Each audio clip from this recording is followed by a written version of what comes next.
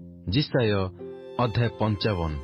हे तृषित लोक सकल, तुम्हे माने जल निकट को आस, पुणी जार किछि अर्थ नाही से आस। तुम्हे माने आस, किण ओ भोजन कर। हाँ, आस, अर्थ ओ मूल्य बिना द्राक्षारस ओ दुग्ध किण। अखाद्य द्रव्य निमंते तुम्हे माने काहीकि रूपा व्यय करुअछ, ओ जहा तृप्तिकर नुहे तही पाई काहीकि तुम्हे माने परिश्रम करुअछ।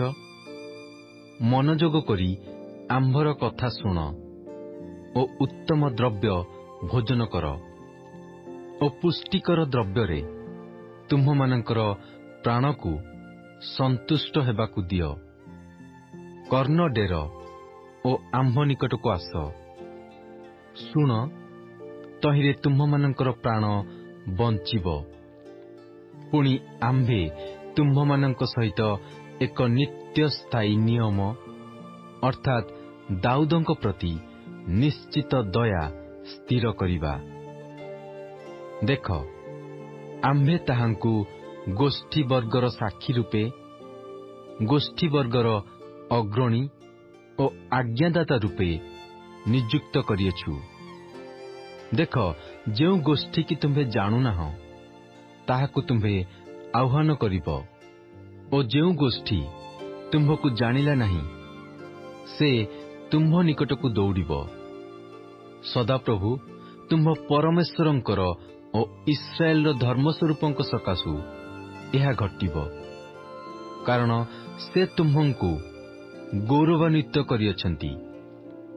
जे पर्यंत सदाप्रभुंकर उद्देश्य मिलुअछि से पर्यंत तुम्हे माने ताहांकर अन्वेषण कर। जे पर्यंत से निकटरे अछंती से पर्यंत ताहांकठारे प्रार्थना कर।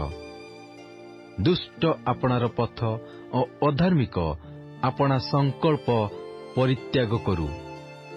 पुणी से सदाप्रभुंक प्रति फेरू, तहिरे से ताहाकु दया करिबे। आउ से आम्भमानंकर परमेश्वरंक प्रति फेरू, कारण से बहुल रूपरे क्षमा करिबे। जेहेतु सदाप्रभु कहंती, आम्भर संकल्प सकल तुम्हमानंकर संकल्प परि नुहे, किबा तुम्हमानंकर मार्ग सकल आम्भर मार्ग परि नुहे। कारण पृथ्वी अपेक्षा आकाशमंडल जेपरि उच्च, सेपरि आम्भर मार्ग सकल तुम्हमानंकर मार्ग अपेक्षा, ओ आम्भर संकल्प सकल तुम्हमानंक संकल्प अपेक्षा उच्चतर अटे। जेहेतु जेपरि वृष्टि ओ हिम आकाशरु तळकु आसे ओ सेठाकु फेरी जाए नहीं, मात्र भूमि की संतरा करे, पुणी फलवती ओ तृणादि उत्पन्न करी बपनकारी की बीज ओ भोजनकारी की भक्ष्य दिए। आंभ मुखरू निर्गत वाक्य सेपरि हेब, ताहा निष्फल होई आंभ निकटकू फेरी आसिब नहीं। मात्र आंभे जहा इच्छा करू ताहा सिद्ध करिब, ओ जेउ कार्य पाई आंभे प्रेरण करू तहिरे कृतार्थ हेब। एणु तुम्हे माने आनंदरे बाहर होई शांति रे आगे आगे नियाजिब।